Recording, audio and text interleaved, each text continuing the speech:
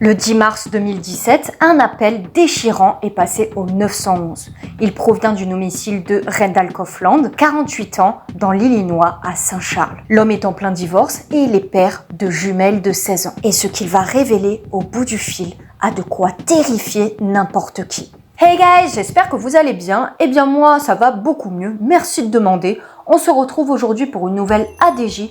Affaire du jour, je suis Nathalie Cat, je suis en études de criminologie. Je suis passionnée d'affaires criminelles et de criminologie, c'est pour ça que j'en ai fait mes études. Je publie ici et sur TikTok, alors si tu veux me rejoindre, c'est par ici. Et si je te manque entre deux publications, je publie régulièrement sur Instagram. Je te le laisse là. Et abonne-toi, sinon Poupie viendra te tirer de ton lit et elle plaisante pas. Méfie-toi et elle te jettera un sort. Mais je te laisse avec le générique.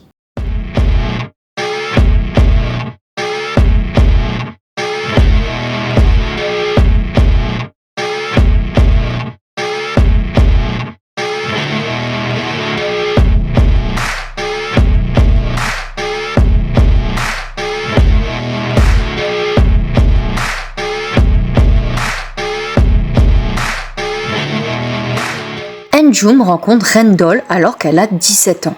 Elle vient d'une famille religieuse et stricte, alors elle ne se rend pas compte dans un premier temps que celui qui allait être son mari était contrôlant. Après une semaine ensemble seulement, Randall lui demande de se convertir au christianisme. Anjum était musulmane à la base. Donc ça aurait dû être un red flag. La mère des jumelles révèle que les deux filles étaient les opposées. Brittany était plus extravertie, elle était pom-pom girl et faisait de la gymnastique. Elle travaillait à la boulangerie de leur épicerie locale où on la disait dynamique. Elle souhaitait travailler dans l'industrie hôtelière après le lycée, chose que sa mère trouvait appropriée et approuvée vu qu'elle était si sociable, elle qui se faisait des amis si facilement. Elle qui était si ouverte et qui pouvait illuminer une pièce entière de par sa présence, alors que Tiffany était une jeune fille plus réservée qui avait tendance à s'ouvrir quand on la connaissait davantage. Elle travaillait dans une animalerie car sa passion, c'était les animaux. Elle était aussi brillante dans ses études et souhaitait être vétérinaire, même si la perspective d'euthanasier les animaux ne l'enchantait guère. Ça montre qu'elle adorait les animaux et avait beaucoup d'empathie. Mais les deux filles partageaient la gentillesse et le fait d'être serviables. Elles étaient toutes les deux heureuses, aimaient sortir, aller à des concerts. Les deux jeunes filles sont en fait des naissances tardives du couple. Alors, je dis ça entre guillemets, car chacun décide ou non d'avoir des enfants, mais ils attendent 10 ans avant de décider s'ils voulaient un enfant. Enfin, c'est plutôt à cause de Randall, et plutôt 2 dans leur cas ici, vu qu'ils vont avoir des jumelles. Anjum, la mère, est effrayée au départ. Elle a d'abord peur de l'annoncer à Randall, ce qui est en soi un autre red flag, car ce dernier ne voulait à la base aucun enfant. En lui annonçant la nouvelle, Anjum dit que Randall wasn't upset, c'est-à-dire que cela ne le dérangeait pas. C'est tout. Donc, assez bizarre en soi. Même si en apparence, la famille est unie et heureuse, Anjum, 46 ans, demande par 3 fois le divorce à Randall, 48 ans, alors même que les filles étaient très jeunes. Un secret glaçant. Après son énième demande de divorce, Randall dit à Anjum qu'elle devait quitter les lieux tout de suite et trouver un nouvel endroit pour vivre, et c'est donc en février 2017 que Anjum quitte le foyer familial. Il n'y avait jamais eu de violence physique, seulement, entre guillemets, de la violence morale, car Randall était très contrôlant. Anjum marchait constamment sur des œufs pour ne pas énerver son mari. Randall avait auparavant souvent dit à sa femme que c'était lui qui subvenait aux besoins du foyer et que si elle le quittait, il quitterait aussi son travail. De cette façon, ils se retrouveraient sans le sou tous les deux. Sympa et très cool pour les enfants. Il disait aussi que cela serait la ruine et que les filles seraient les premières à en souffrir. Une phrase dramatiquement prophétique, et leur relation de 28 ans avait été truffée de ça. Anjum avait déjà fait des petits boulots, mais il faut comprendre le contexte. Elle n'avait pas de soutien de la part de sa famille qui l'avait déshéritée, car elle avait épousé Randy. Et c'est pour ça qu'elle restait avec Randall par facilité. Elle va essayer la thérapie, ce qui ne va pas trop les aider, car Randy ne devient que plus contrôlant, son ego plus maladif. Anjum ne pouvait littéralement rien faire sans lui demander sa permission, même pour dépenser $2. Ça allait jusque-là. Elle ne pouvait même pas faire ses ongles, ne pouvait pas aller chez le coiffeur, seulement une fois par an. Et une camarade de classe de Brittany révèle que la jeune fille parlait des problèmes au sein de sa famille, parfois, et que cela l'empêchait de travailler. En dépit de cela, elle mettait toujours un point d'honneur à aider son prochain, elle souriait tout le temps et avait un grand cœur. En 2015, on diagnostique une dépression à Randall. Il commence à prendre un traitement, mais il continue à boire beaucoup, ce qui était très néfaste comme vous vous en doutez. Plus les filles grandissaient, plus Anjum envisageait de partir pour des raisons évidentes. Ces filles comprendraient de plus en plus que quelque chose n'allait visiblement pas dans leur vie de famille. Elles quittent donc le foyer familial, une séparation qui ne surprend absolument pas les filles, et Randall reste dans leur maison luxueuse de 3 étages, 3 chambres de Saint-Charles. Anjum emménage de son côté dans un appartement, une pièce qu'elle loue en bas de la rue pour rester proche de ses filles, pour qu'elles aient une vie un peu plus stable. Mais Randall continue de vouloir tout contrôler. Elle n'avait pas le droit de voir ses filles sans la présence du père. Elle n'avait pas le droit non plus de leur écrire pour leur souhaiter bonne nuit, ça allait jusque-là. Elle ne pouvait même pas leur parler et ni Brittany ni Tiffany n'étaient autorisées à aller chez elle. Mais Anjum n'a jamais pensé une seule seconde que son ex pouvait être violent envers ses jumelles. Le 9 mars 2017, Randy se rend chez Anjum pour parler divorce. Le divorce qu'ils organisaient ensemble, ils boivent du vin, ils demandent à se réconcilier, mais Anjum tient bon. Elle veut toujours divorcer après 28 ans de mariage. Le lendemain, le 10 mars 2017, Randall commence à envoyer des messages inquiétants à Anjum, disant qu'il souhaitait mettre fin à ses jours. Randy, son ex, a commencé à la contacter alors qu'il était saoul. Il en était au point où il cachait des bouteilles de vin dans sa chambre. Il lui envoyait des textos tels que « Passe, je te donnerai toute la paperasse dont tu as besoin pour ce que tu veux. » ainsi qu'un message disant « Moi aussi, j'ai des secrets. Je te les dévoilerai quand tu viendras. » À ce point de l'affaire, Randall n'était plus la personne qui contrôlait la situation et il détestait ça. Il va donc y remédier de la pire des manières.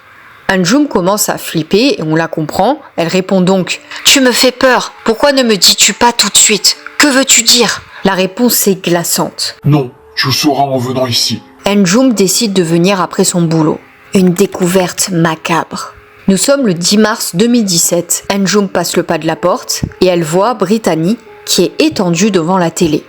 C'était la série Friends qui passait sur l'écran, série que sa fille affectionnait particulièrement. Elle pense donc naïvement qu'elle s'était simplement endormie devant la télé. Anjum se rend ensuite à la cuisine où toute la paperasse se trouvait. Randy lui dit que tout se trouvait là. Bon, je l'appelle Randy, mais c'est Randall. L'homme se tenait derrière elle. Il n'avait pas l'air d'être dans un état anormal. J'avais même lu qu'il était dans la précipitation, qu'il avait monté les escaliers précipitamment, comme s'il était pressé. Soudain, Randall lui dit « Retourne-toi. » Anjum se retourne et là, elle voit son ex qui pointe une arme sur sa tempe, comme s'il était sur le point de sauter la vie. Anjum pense alors que tout était irréel, ce qui ressemble fort à de la dépersonnalisation. Dépersonnalisation, c'est-à-dire le fait de se sentir détaché ou à l'extérieur de soi-même, l'impression que vous regardez un film et que vous ne vivez pas votre vie. « What the hell are you doing ?» s'exclame Anjum. « Tu vas réveiller les filles !» Et là, Randy dit cette phrase. Elles sont mortes. La réaction de Anjum est pleine de sang-froid. Elle n'hurle pas. Elle ne court pas vérifier si ses filles étaient toujours vivantes. Non. Au lieu de cela, elle va s'accrocher à Randy en disant « De quoi parles-tu? De quoi parles-tu, bon sang ?» Il pointe alors son pistolet vers Anjum en lui disant « Je veux que tu vives et que tu souffres. » Il tire, mais heureusement ou malheureusement, il change sa trajectoire et tire sur ses jambes, probablement pour la laisser en vie, mais la faire souffrir. Mais Anjum se rend compte qu'elle n'était pas au bout de ses peines, car ses filles étaient bel et bien mortes. Elle le réalise alors qu'elle était en train de perdre énormément de sang. Alors il faut bien que vous vous imaginiez que tout s'est passé en un battement de cils. Elle a une poussée d'adrénaline, celle de l'horreur, et elle se précipite dans une des chambres en verrouillant la porte derrière elle. Il est 5h12 exactement et elle appelle le 911. Ils vont recevoir 2 appels, celui d'Anjum et celui de Randall. Je vais pas vous faire écouter ces appels parce qu'ils sont glaçants. Surtout celui d'Anjum qui est en fait au bord de l'hystérie et on peut le comprendre. Dans un des appels, on entend clairement Randy dire « Je veux que tu vives et que tu souffres ». Dans l'appel de Randall qui ne dure qu'1 minute 30, il dit froidement avoir tué ses 2 enfants, tiré sur sa femme et être sur le point de se tuer. À la fin de l'appel, il se tire une balle dans la tête. L'appel de Njum est insoutenable. Elle hurle dans un cri hystérique, ce qui est compréhensible. Je ne mettrai pas l'appel ici, j'ai même pas pu l'écouter en entier. Pour vous dire, j'étais en train d'écouter le début et ma mère m'a demandé si je regardais pas un film où quelqu'un se faisait torturer. C'est vous dire. Les autorités appelées vont trouver les deux filles, Tiffany et Brittany, mortes. En fait, Randall leur avait tiré à chacune une balle dans la tête et elles sont mortes sur le coup. Il avait donc assassiné ses propres filles sans même qu'elles s'en rendent compte. Alors, je pense qu'il a d'abord tué, c'est horrible de dire ça, il a d'abord tué Brittany, étant donné qu'elle était étendue devant sa série, donc elle devait être dans cette position avant de mourir. Par contre, Tiffany a dû entendre le bruit et elle a dû sentir la mort arriver à ce moment-là. Ce qui est en soi effrayant. Randall avait tout préparé. Il avait préparé cet assassinat un vendredi soir où les deux jumelles se trouvaient à son domicile. Tiffany, quant à elle, était en train de regarder une vidéo sur son ordinateur dans son lit. Et Randall, quant à lui, est retrouvé dans la baignoire, dans un mélange d'eau et de sang. C'est-à-dire qu'avant d'y décéder, il avait pris soin de remplir sa baignoire d'eau, alors même qu'il était en train d'appeler le 911 pour révéler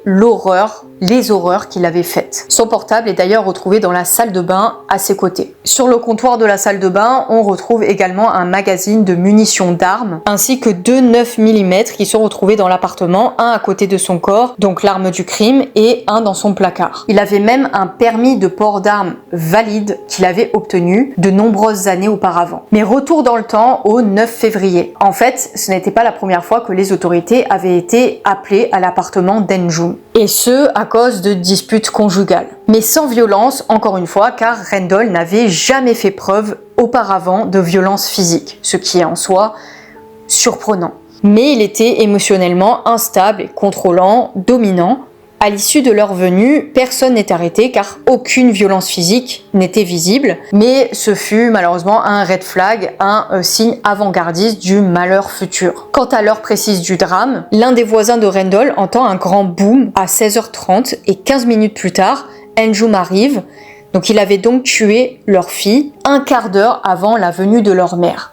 Je trouve ça complètement dingue. Un cri faible d'enfant avait été entendu aussi, probablement celui de la deuxième fille qui avait été tuée. Donc je pense Tiffany, peut-être. Il faut savoir que le voisin n'avait jamais, au grand jamais, entendu de dispute au sein de leur foyer. Donc c'était la première fois et dernière fois funeste qu'il entendait un bruit à son domicile. Une révélation terrifiante. Njum, alors à l'hôpital, révèle que Randall avait déjà fait allusion par le passé au fait de tuer ses filles. Mais en fait, elle avait jamais pris au sérieux, même si personne n'irait blaguer jamais sur la mort de ses propres enfants.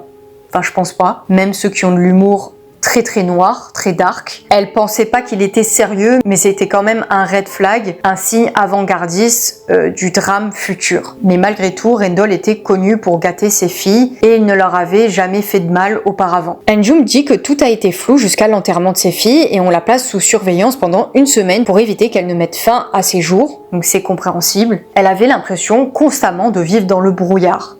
L'après-drame. Le 17 mars 2017, donc c'est le jour de l'enterrement des jumelles, Njum n'a même pas l'impression qu'elle enterre ses propres filles.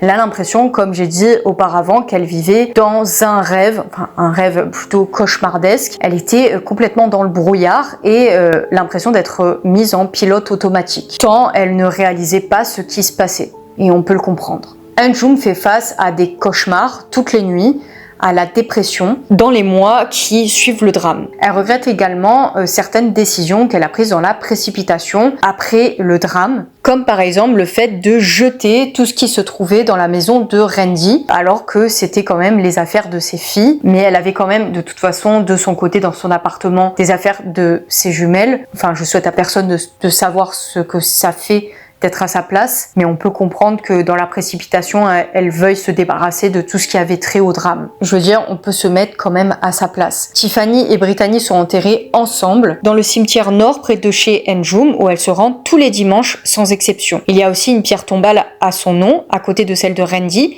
ce qu'elle regrette également, car elle ne veut plus être enterrée auprès de lui, mais elle sera enterrée, comme elle le dit, à côté de Tiffany. La dernière volonté de Randy avait été d'être incinérée et Njum ne l'a pas respecté et on peut aisément le comprendre. Quant à la question pourquoi a-t-elle enterré ses jumelles aux côtés de leur père, qui a été aussi leur assassin, Enjum répond qu'elle voulait non seulement ne pas respecter ses dernières volontés d'être incinérée, donc elle a enterré, mais également auprès de ses filles pour qu'il puisse expliquer ce qu'il a fait à ses filles et ce pour l'éternité. Enfin, c'est moi qui rajoute pour l'éternité à la fin. Elle dépose même des fleurs à l'endroit où il repose, car selon elle, il a tout de même été un bon père avant de les tuer, de les arracher de ce monde. Et pour moi, c'est une épreuve inimaginable pour une mère d'une part et pour quelqu'un qui n'a aucune famille de surcroît parce qu'elle n'a plus aucun lien avec ses parents qui l'ont déshéritée, on se rappelle. Donc tout ce qu'elle avait c'était Rendell et ses jumelles et elle a tout perdu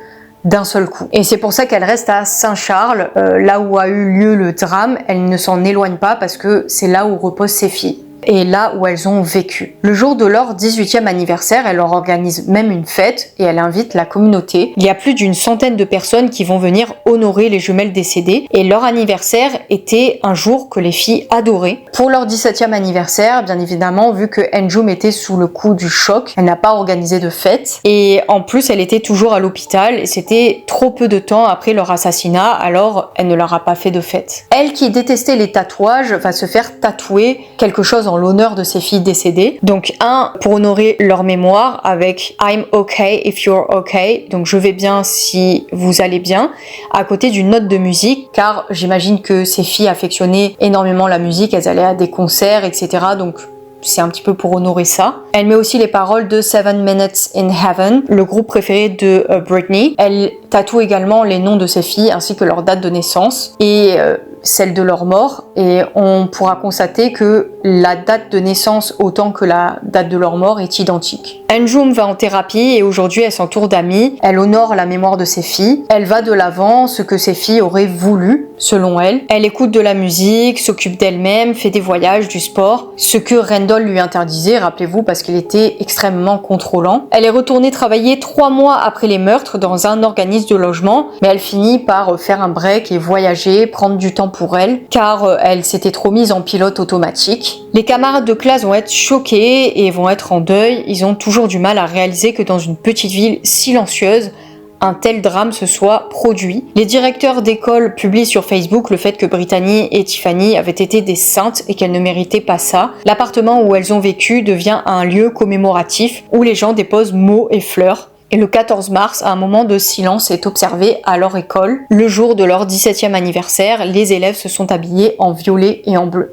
Enjum va participer à la semaine de National Gun Violence Survivors, donc la journée nationale des survivants aux armes à feu, en février 2019. Elle espère par là que les permis de port d'armes seront limités, surtout pour les personnes affectées de maladies mentales, comme c'était le cas de Rendell qui avait été diagnostiqué dépressif et qui prenait des antidépresseurs et des médicaments contre l'anxiété. Il avait également acheté une arme 1 mois avant de tirer sur ses filles, donc tout était prémédité. Enjum encourage également les femmes à être indépendantes et à se dégager de relations contrôlantes et abusives. Elle espère que son histoire aidera des tas de femmes à se sortir de situations difficiles, toxiques, enfin des situations similaires.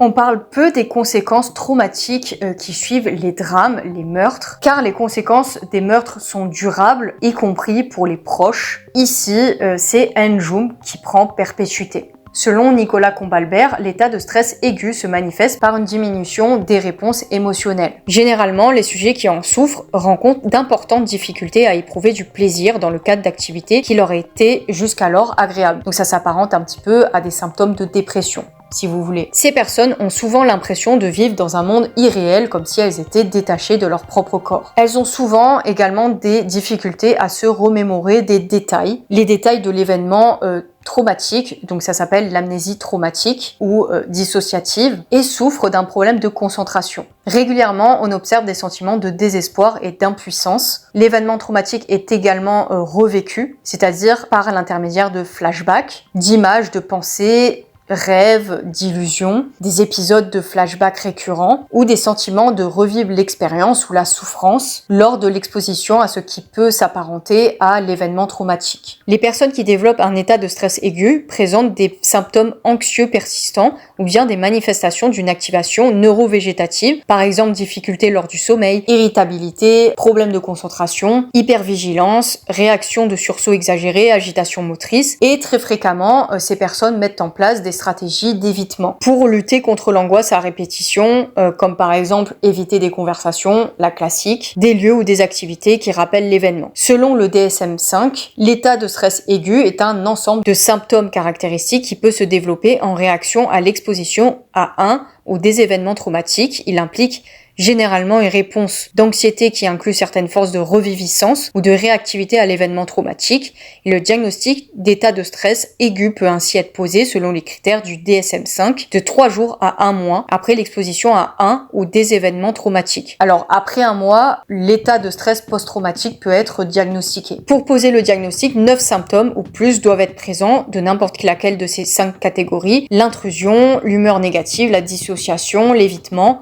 le niveau d'activation élevé, qui ont débuté ou se sont aggravés après la survenue d'un événement traumatique. Alors, on va parler par exemple des symptômes d'intrusion. Donc, c'est des souvenirs pénibles récurrents, involontaires et envahissants de l'événement traumatique. Ça peut être des rêves répétitifs pénibles dans lesquels le contenu et ou l'affect sont liés à l'événement traumatique. Chez l'enfant, par exemple, il peut s'agir de rêves effrayants, des cauchemars, sans contenu reconnaissable, des réactions dissociatives, donc par exemple des flashbacks, dans lesquels l'individu se sent ou agit comme si l'événement traumatique se reproduisait. Chez les enfants, par exemple, ils peuvent jouer et reconstituer l'événement traumatisant au travers de ce jeu, et une détresse psychologique intense ou prolongée aux réactions physiologiques marquées en réponse à des indices internes ou externes symbolisant ou ressemblant à un aspect de l'événement traumatique. C'est ainsi que cette terrible affaire s'achève. Si tu es arrivé jusque-là, mets en commentaire Brittany et Tiffany, car leur vie leur a été arrachée à un si jeune âge. Pour ne manquer aucune vidéo, n'oublie pas de t'abonner, de liker, mais aussi de partager parce que ça ne mange pas de pain et ça me fait chaud au cœur et c'est aussi important pour le référencement. Sinon, Gigi, Poupie et moi, on t'embrasse et prends soin de toi, c'est très important, ainsi que les membres de ta famille qui sont normaux. Et on vous dit à la prochaine ADJ. Mais souvenez-vous, you rock!